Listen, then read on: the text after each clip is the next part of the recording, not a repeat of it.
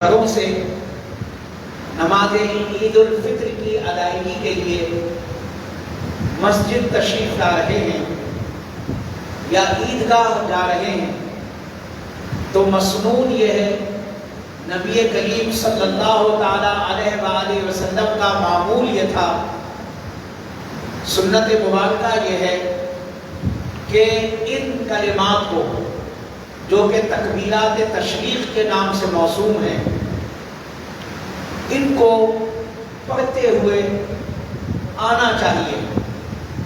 گھر سے عیدگاہ تک یا مسجد تک ان کلمات کا ورد کرتے ہوئے آنا چاہیے کہ اللہ اکبر، اللہ اکبر، لا الہ الا اللہ واللہ اکبر، اللہ اکبر وللہ الحمد۔ یہ بڑے خوبصورت اور بڑے بابرکت کلمات ہیں اور اللہ کو بڑے پسند ہیں، بڑے محبوب ہیں۔ اللہ کو اپنی کبریائی کا اعلان بڑا محبوب ہے اور اللہ ہی کی ذات کو کبریائی زیبا ہے۔ اللہ ہی احکم الحاکمین ہے، بادشاہوں کا بادشاہ ہے، وہی لائق عبادت ہے، وہی اطاعت و بندگی کے لائق ہے، اور تکبر فقط صرف اسی کو زیبا ہے۔ بندوں کا کام عاجزی ہے، انکساری ہے، تواضع ہے۔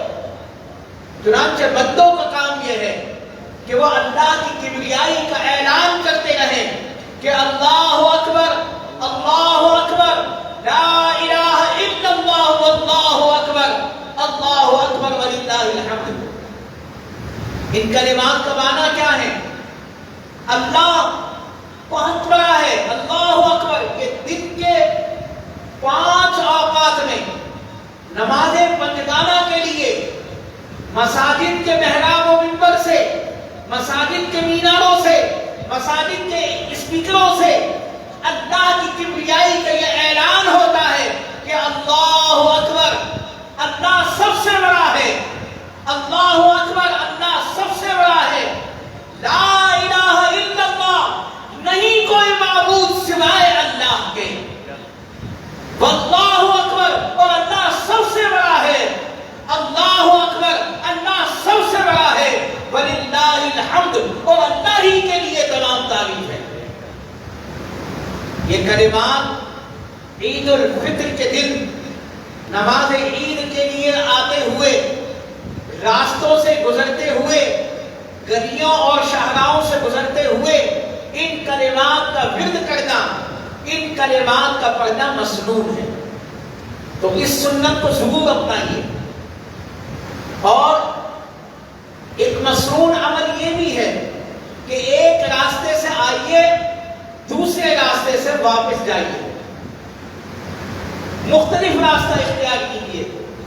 اگرچہ جس مسجد میں یا عیدگاہ میں آپ نماز عید ادا کرنا چاہ رہے ہیں، اس عیدگاہ تک کئی گلیاں جا رہی ہوں، تو کسی ایک گلی سے جائیں اور دوسری گلی سے واپس جائیں۔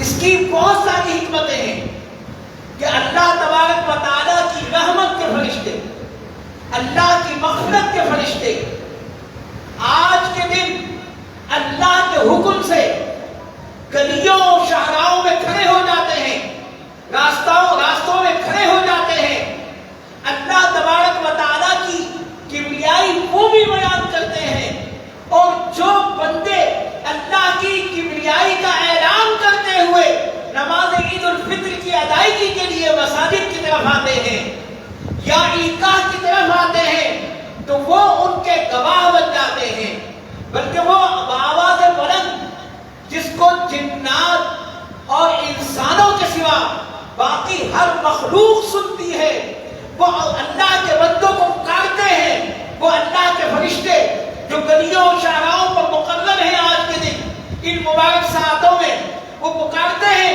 کہ اے اللہ کے بندو، اے امت محمدیہ صلی اللہ علیہ وآلہ وسلم سے تعلق رکھنے والوں، اللہ کی بارگاہ کی طرف چلو، اللہ کی بارگاہ میں حاضر ہو جاؤ،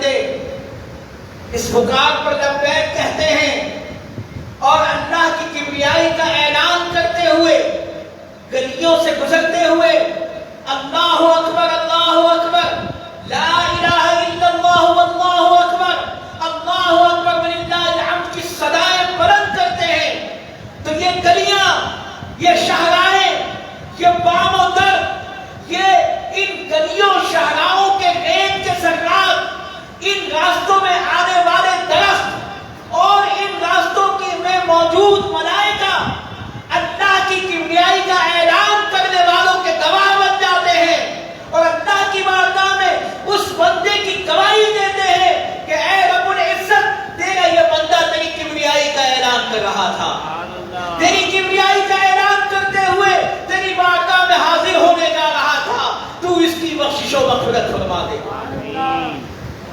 پھر جب اللہ کے بندے اللہ کی بارگاہ میں حاضر ہو جاتے ہیں، مسجد میں یا عیدگاہ میں نماز عید الفطر کے لیے جمع ہو جاتے ہیں، تو جب یہ اجتماع ہوتا ہے تو اللہ رب العزت فرشتوں میں نماز عید الفطر کے لیے آنے والے اس اجتماع پر فخر فرماتا ہے۔ اللہ فخر فرماتا ہے ہم بندوں کے آنے پر، جو اس کی بارگاہ میں حاضر ہیں، اس پر فخر فرماتا ہے اور فرشتوں سے پوچھتا ہے کہ اے میری فرشتوں، یہ تو بتاؤ کہ اس مزدور کا کیا بدلہ ہے جو اپنا کام پورا کر چکا، جو اپنی مزدوری مکمل کر چکا، اس کا کیا اجر ہے؟ فرشتے عرض کرتے ہیں کہ اے باقی تعالیٰ، اس مزدور کا اجر اور بدلہ یہ ہے کہ اس کو اس کی پوری اجرت دی جائے، اس کی مزدوری کا پورا معاوضہ دیا جائے۔ تو اللہ رب العزت پھر اعلان فرماتا ہے کہ اے میرے فرشتوں، تم گواہ لینا، میرے ان بندوں نے ماہ رمضان المبارک کے روزے رکھے، نمازیں پڑھی، نماز تراویح کا اہتمام کیا، قرآن کی تلاوت و سماعت کا اہتمام کیا، اللہ کے گھر میں اعتکاف کرنے والوں نے اعتکاف کیا، شب قدر کی تلاش کی، شب قدر میں عبادت و بندگی کی، اللہ کی بارگاہ میں حاضر ہو کر سر سجود ہوئے، ذکر و اذکار کیے، اللہ کا دیا ہوا مال اللہ کی راہ میں خرچ کیا، دیگر صالح اعمال انجام دیے، تو اے میرے بندو، تم گواہ رہنا کہ آج کے دن میں نے اپنے ان تمام بندوں کی بخشش و مغفرت فرما دی۔ تو بشارت ہے، یہ مژدہ ہے عید الفطر کے لیے آنے والوں کے لیے کہ جو نماز عید الفطر کے لیے آ رہے ہیں، اللہ اکبر لا الہ الا اللہ واللہ اکبر وللہ الحمد کی صدائیں بلند کرتے ہوئے آ رہے ہیں۔ اللہ کی رحمت سے، اللہ کی رحمت کے مغفرت کے خزانوں سے انہیں بخشش و مغفرت کے پروانے عطا ہو رہے ہیں۔ چنانچہ جب نماز عید الفطر کی ادائیگی کے بعد اللہ کے بندے اپنے گھروں کو لوٹتے ہیں، اپنے گھروں کو جب واپس جاتے ہیں تو اللہ کے فرشتے ان بندوں کو یہ مستعد سناتے ہیں کہ اے اللہ کے بندوں، اپنے گھروں کو اس حال میں واپس لوٹو کہ تمہاری بخشش و مغفرت ہو چکی ہے، اللہ نے تمہارے گناہوں کو معاف فرما دیا ہے۔ لیکن میرے عزیزوں اور دوستوں، بات یہ ہے، اللہ تبارک و تعالیٰ کی رحمت، اللہ کی بخشش و مغفرت کس کے لیے ہے؟ کس کے لیے؟ وہ لوگ جنہوں نے ماہ رمضان المبارک کی قدر و منزلت کی، وہ لوگ جنہوں نے ماہ رمضان المبارک کے روزوں کا اہتمام کیا، نمازوں کا اہتمام کیا، نماز تراویح کا اہتمام کیا، تلاوت و سماعت قرآن کا اہتمام کیا، اللہ کے گھر میں مہمان بنے، مساجد کو آباد کیا، آخری عشرے میں شب قدر کو تلاش کیا، شب قدر میں اللہ کی عبادت و بندگی کی، اللہ کو راضی کرنے کی کوشش کی، تو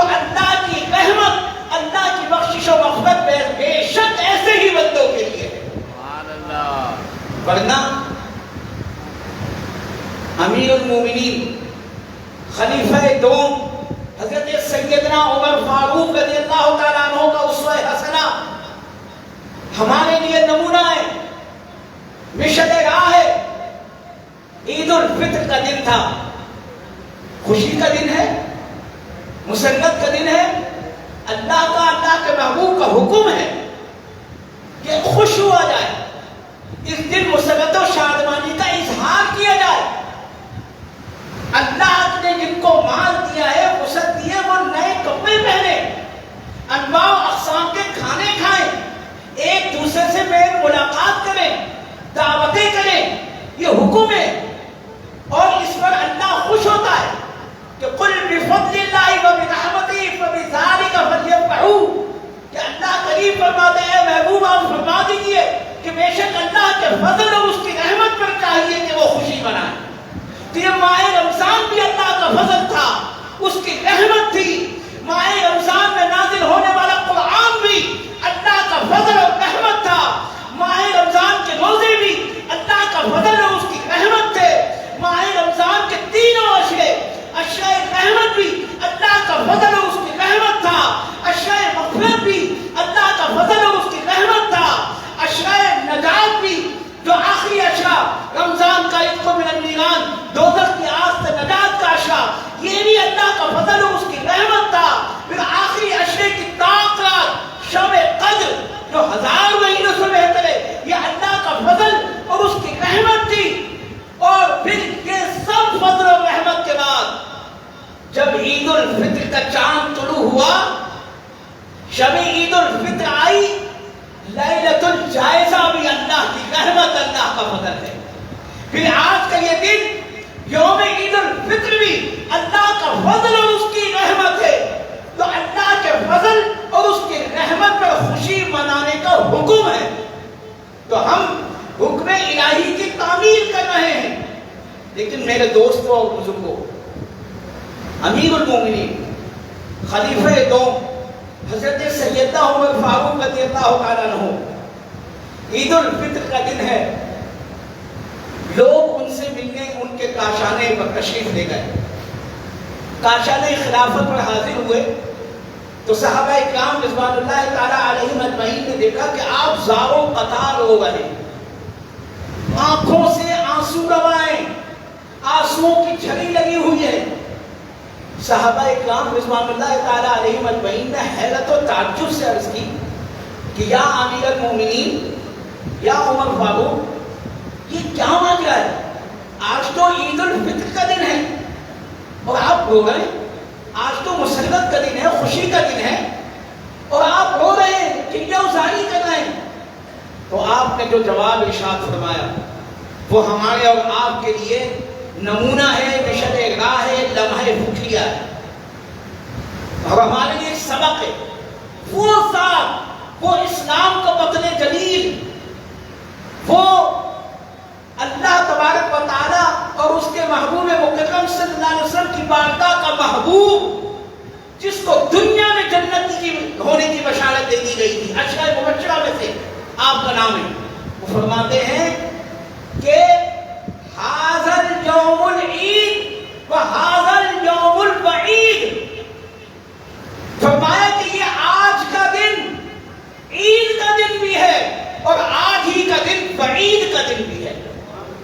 عید کا دن اس کے لیے ہے جس کے ماہ رمضان کے روزے مقبول ہو گئے، نمازیں مقبول ہو گئی، نماز تراویح مقبول ہو گئی، تلاوت و سماعت قرآن مقبول ہو گئی، اعتکاف مقبول ہو گیا، شب قدر کی عبادت مقبول ہو گئی، زکوٰۃ، صدقات، خیرات، دیگر صالح اعمال مقبول ہو گئے۔ اس کے لیے آج کا دن عید کا دن ہے۔ لیکن جس کی نمازیں، روزے، جس کی شب قدر کی عبادات، صدقات و خیرات فقط رسمی ہو، ریاکاری کے لیے ہو، دکھاوے کے لیے ہو، اس کی روح سے خالی ہو، تو اس کے لیے یہ آج کا دن یوم وعید ہے۔ اور فرمایا کہ انا لا ادری امن المقبولین او مطرودین، یعنی مجھے نہیں معلوم، میں نہیں جانتا کہ میں اللہ کے مقبولین میں ہوں یا اللہ کی بارگاہ سے رد کرنے والوں میں سے ہوں۔ تو بھائی بات یہ ہے کہ ہمیں جائزہ لینا ہے ہم نے روزے کیسے رکھے. کیا فقط کھانے پینے اور نفسانی خواہشات سے باز رہنے کا نام روزہ ہے، یا اپنے تمام اعضاء کو اللہ کی نافرمانی سے بچانے کا نام روزہ ہے، یا اللہ کے قرآن کی جو تلاوت سماعت کی، کیا ہم نے اس تلاوت و سماعت کا حق ادا کیا؟ کیا شب قدر میں جو عبادات کی اللہ کے گھر میں مہمان بنے اس کی روح کو حاصل کرنے کی کوشش کی؟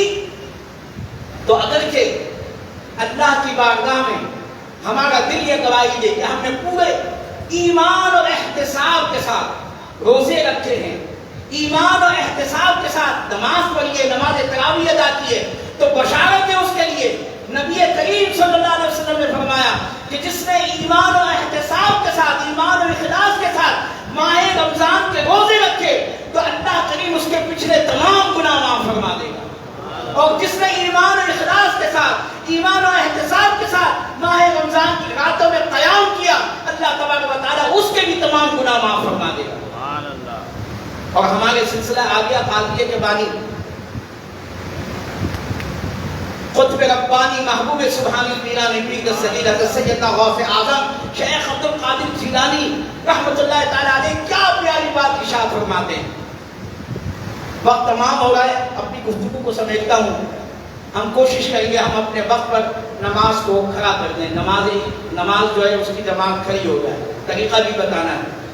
حضرت سیدنا غوث اعظم رضی اللہ تعالیٰ عنہ نے ارشاد فرمایا، مفہوم یہ ہے اشعار کی صورت میں، آپ نے فرمایا لوگ کہہ رہے ہیں کل عید ہے، کل عید ہے،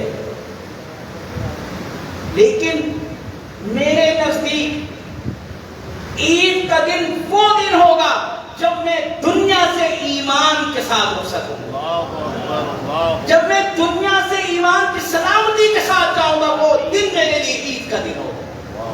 تو یہ ہمارے لیے، یہ بھی ہمارے لیے سبب ہے کہ اللہ سے ایمان کی سلامتی مانگیے. ساری زندگی نیکیوں میں گزرے، نمازوں میں گزرے، روزوں میں گزرے، عمروں میں گزرے، زکات و صدقات و خیرات میں گزرے، نیک صالح اعمال میں گزرے، لیکن خاتمہ ایمان پر نہ ہو تو سمجھیے وہ ساری نیکیاں، وہ ساری نمازیں، روزے، زکات، صدقات، خیرات رائگاں گئے، بیکار گئے. لیکن ساری زندگی گناہوں میں گزری، لیکن خاتمہ ایمان پر ہو گیا تو سمجھیے بیڑا پار ہو گیا. تو ایمان کی سلامتی مانگیے. اللہ تعالیٰ مجھے بھی سلامتی ایمان کے ساتھ زندگی عطا فرمائے اور آپ کو بھی سلامتی ایمان کے ساتھ موت عطا فرمائے. اللہ والوں سے جو لوگ نسبت رکھتے ہیں نا، جو کسی سلسلے میں بیک ہیں، قادریہ میں، سہروردیہ میں، چشتیہ میں، نقشبندیہ میں، یہ بڑے سلسلے، پھر باقی ان کی شاخیں. ہمارا حلقہ رحمانی بھی چشتیہ سلسلے کی شاخ ہے، چشتیہ صاحبیہ سلسلے کی، چشتیہ نظامی سلسلے کی. اللہ والوں سے نسبت کا ایک فائدہ یہ ہے کہ انشاءاللہ الرحمن دنیا سے ایمان کے ساتھ ہمارا خاتمہ ہو. انشاءاللہ الرحمن، انشاءاللہ الرحمن. اب وقت تمام ہو رہا ہے، چند منٹ باقی ہیں. جو لوگ آ گئے ان سے گزارش ہے ذرا تیز قدموں کے ساتھ چلتے ہوئے آئیں.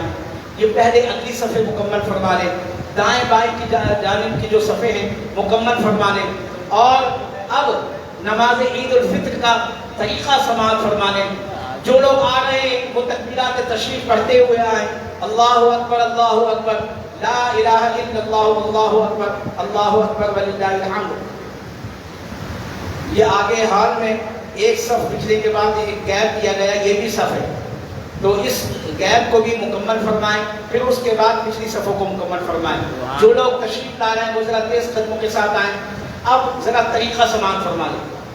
سال میں ظاہری بات ہے کہ ہم 2 مرتبہ یہ دہرانا ادا کرتے ہیں، نماز عید الفطر اور نماز عید الاضحیٰ. تو دہرانا اس لیے ہے، سبق کا دہرانا یہ ہے. بہت سارے لوگوں کو معلوم ہوتا ہے، اب تو خیر میڈیا کی بدولت یہ ایک اچھی روایت ہے کہ تہوار جو آتے ہیں اسلامی، اس پر بھی بہت ساری نالج، بنیادی معلومات اس میڈیا کے ذریعے بھی اب ہم تک پہنچ جاتی ہیں، آگاہی حاصل ہو جاتی ہے، تازہ ہو جاتا ہے سبق. پھر بھی دہرانے کے لیے نماز عید الفطر 2 رکعت ہے اور یہ واجب ہے. تو سب سے پہلے نیت ہوتی ہے اس کی کہ نیت ویسے تو دل کے ارادے کا نام ہے. دل میں آپ جب گھر سے چلے نماز عید کی ادائیگی کی نیت ہے آپ کی, کھڑے ہوئے آپ کی نماز عید کی نیت ہے, تو نیت اتنی بھی کافی ہے. ہاں البتہ اس میں یہ ضرور ہے کہ آپ نے یہ ضرور کہنا ہے پیچھے اس امام کے, ورنہ زبان سے کہہ لیں تو علماء فرماتے ہیں یہ زیادہ بہتر ہے, افضل ہے کہ نیت کرتا ہوں میں 2 رکعت نماز عید الفطر واجب. اب اس میں 6 زائد تکبیریں ہوتی ہیں, تو نیت میں یہ بھی کہہ دیتے ہیں 6 زائد تکبیروں کے ساتھ 2 رکعت نماز عید الفطر واجب 6 زائد تکبیروں کے ساتھ. واسطے اللہ تعالیٰ کے منہ میں رکعب شریف کی طرف پیچھے اس امام اللہ اکبر کہہ کر ہاتھ باندھ دیے جائیں گے. یہ تکبیر تحریمہ ہے. پہلی تکبیر ہاتھ باندھ دیے, ثنا پڑھی جائے گی, امام بھی پڑھے گا, مقتدی آپ سب بھی پڑھیں گے دل میں. ثنا کے بعد 3 تکبیرات ہوں گی.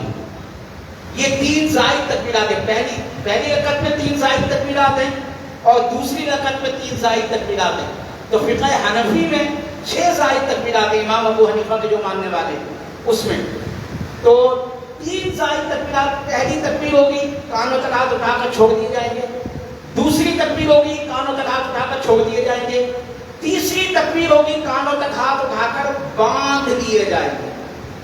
تیسری تکبیر پر ثنا کے بعد پھر امام تلاوت کرے گا, تعاوذ تسمیہ کے بعد سورہ فاتحہ پڑھی جائے گی, کوئی سورت پڑھی جائے گی.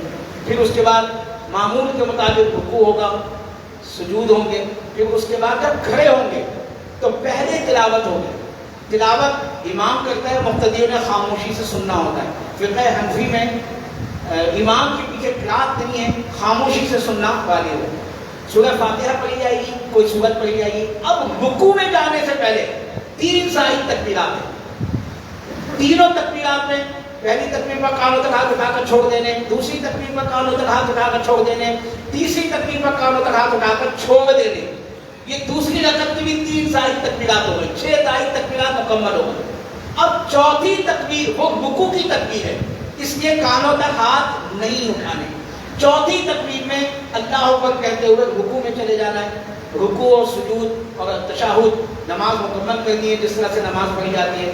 سلام پھیرنے کے بعد پھر خطبہ دیا جاتا ہے. یہ خطبہ سننا بھی واجب ہے, مسنون ہے, اس کو بھی ضرور سننا چاہیے نماز کے بعد. نماز جمعہ میں خطبہ پہلے ہے, نماز بعد میں. نماز عیدین میں نماز پہلے ہے, خطبہ بعد میں. خطبے کے بعد دعا ہوگی, اس میں بھی شامل ہو. اللہ تبارک و تعالی ہم سب کی آج کے دن کی برکت سے بخشش و مغفرت فرما دے, سب بندی فرما.